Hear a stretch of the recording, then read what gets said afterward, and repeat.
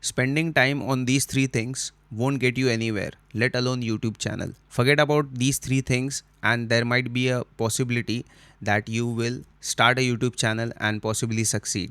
Hello everyone, if you are new here, I'm Kunal and I'm a computer scientist, and I have been in the YouTube game since 2006, worked on my own channels, abandoned them, and then worked on YouTube with other creators, and now here I am again to share the journey and possibly the mistakes or the showstoppers that you should be or may be able to avoid. So let's dive into those three things. So logos and colors are not going to get you anywhere. Please understand, your first 100 videos are possibly not going to be seen by anyone. I'm not saying exactly 100, say possibly you are so good at your craft that on the 42nd video, you are known by, say, 100,000 people. It has happened on YouTube. There are many examples.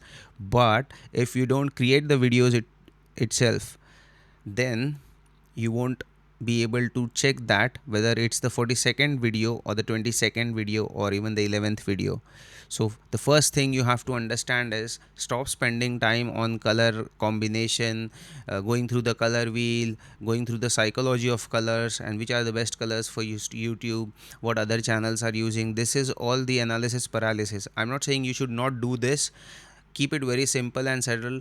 Please understand, you can always change the channel name, you can always change the handle name, you can always change the brand name, you can always change the colors, you can change everything later on if that is what is required for you.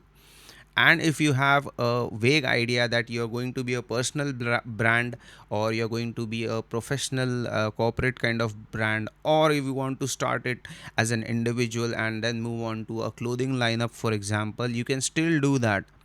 Rather, you would have more trust, more loyal followers, and that way you should be able to actually get started on your business. But if you don't start and keep fussing about all the tiny things then and there itself, then it's going to make your journey hard. Okay, not even hard, it won't allow you to start your journey. So please understand this. These things are not going to matter unless you post videos. And as I mentioned in my other video as well, that YouTube rewards while you are working. It's not the other way around. Like the society or the job market does not reward you while you are working.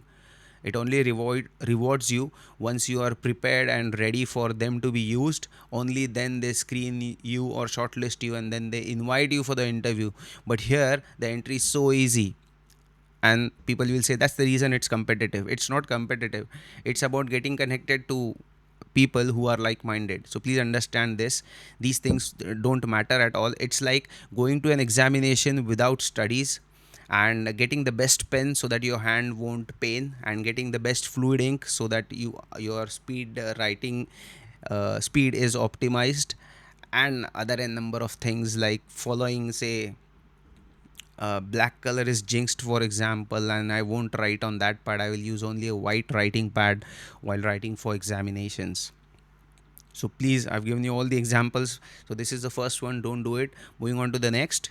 You only do these things because you think that branding is very important, and branding is equal to instant YouTube growth. There's no instant YouTube growth. Gone are the days. I think in 2006 2007 when I was making videos, those were the days of instant growth. There was no niching down, there was nothing as such. You just upload a video and it used to get views and you were instantly monetized.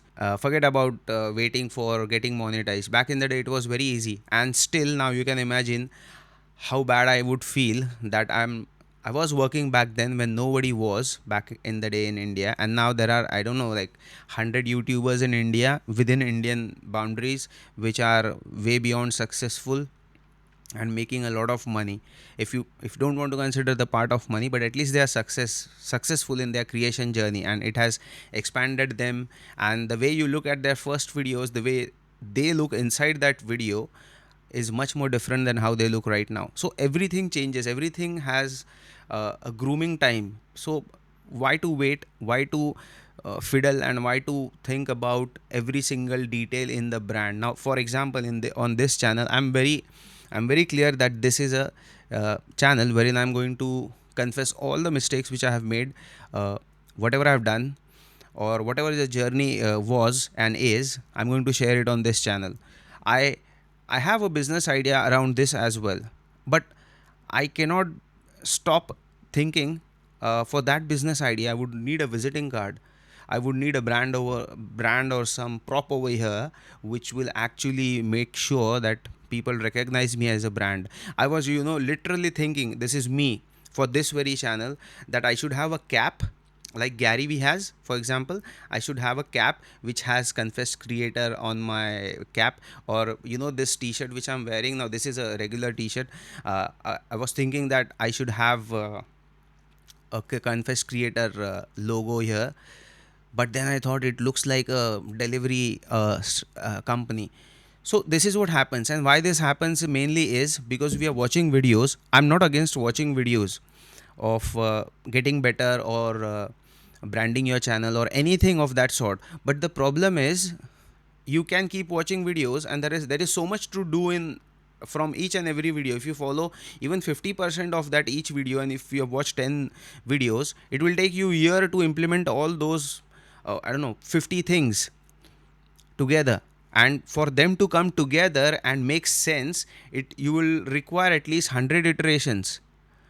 So you do get the point. Say for example, the first 5 things which they have said, you have accumulated for yourself, and there are 2 things extra which don't go with these 5. You need to subtract 2 from them or 1 from them and add the new 2 there, and then look at it. How does it look? Okay, this doesn't look good. Okay, this looks good, but the color is not that great. So there are n number of combinations which you have to go through. I hope I'm able to explain you properly that how these things keep you stuck at one place and don't allow you to move ahead. Please understand, I'm not against suggesting against watching videos, but those videos, make a note of them if you want to, and keep doing your YouTube recordings again and again. And this is a very good time right now because YouTube has changed the algorithm. They are working towards making sure that each and every small creator also gets the piece of the pie. So please do understand, this is the best time and the right time to create the videos. So don't let these tiny things stop you. Moving on to the next, the visuals. This is, I'm specifically talking about the video. For example, you have followed all the things I have mentioned, or suddenly you have got the ability to remove all the showstoppers and you have recorded your video. Now what? Upload it the way you want. Upload it immediately. The more time you give between your uploads, the more degradation happens to the video, to your thinking process. It's like it goes bad like a perishable good. I don't know what how to explain it, but you understand. It's a diminishing curve which starts after you record your first video, because here the energy is high which you have already used, so it's somewhere here. Then you should post a video, then it will be at least maintain on this line, and then you can create another video, and then again it maintains itself, and the moment you get the views, it will go a bit up, then again go a bit down. This is how YouTube's analytics work as well. The moment you publish the video, it's high, then it goes down. The again you publish, it goes high, then again it goes down. This is what testing is. This is how YouTube has learned over the years. It took 20 years for YouTube to 25 years, I guess, to reach wherever it is right now. Then how do you expect that adding visuals or adding something to your video will make you shoot like this immediately? Please understand, in the last 20-25 years, YouTube has not changed the visuals, how we see the website. It was different back then, but they are optimizing the things which actually make sense. Now in this video, if I'm not making sense, possibly it would be embarrassing if I'm not, but yeah, assuming that I'm making sense, but if we hypothetically say that I'm not making sense, no matter how many visuals are around me, nobody is going to watch it, or even if they watch it, they won't like me, or they won't subscribe to me.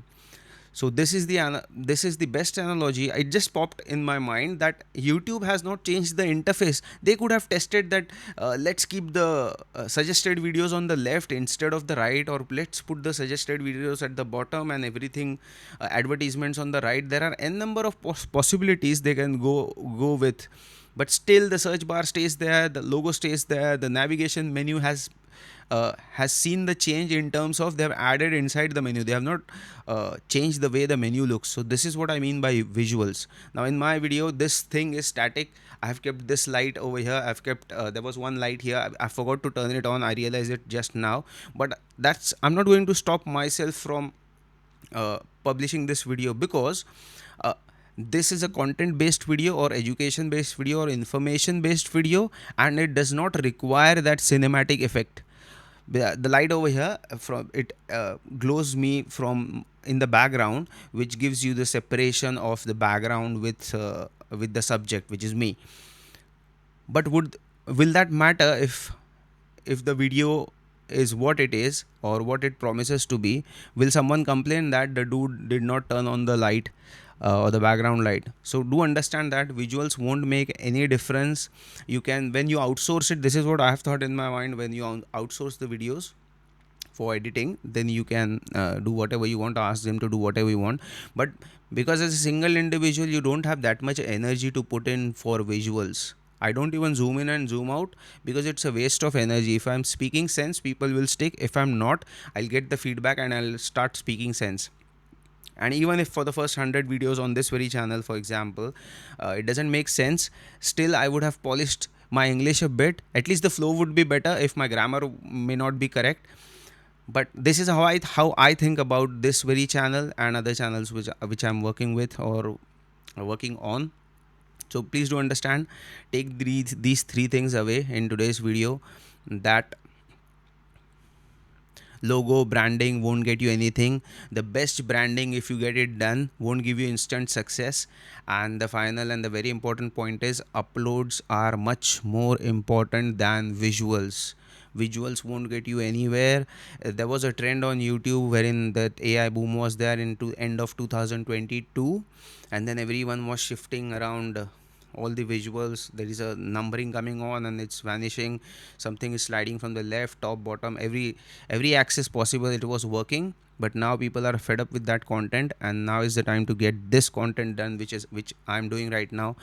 And this is the best time to be in this pool of content. If you look at any other channels which you watch on a regular basis regarding YouTube, they would suggest this thing.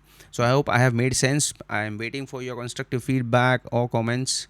Please do let me know if how the videos are. Thank you for your time, and thank you for watching.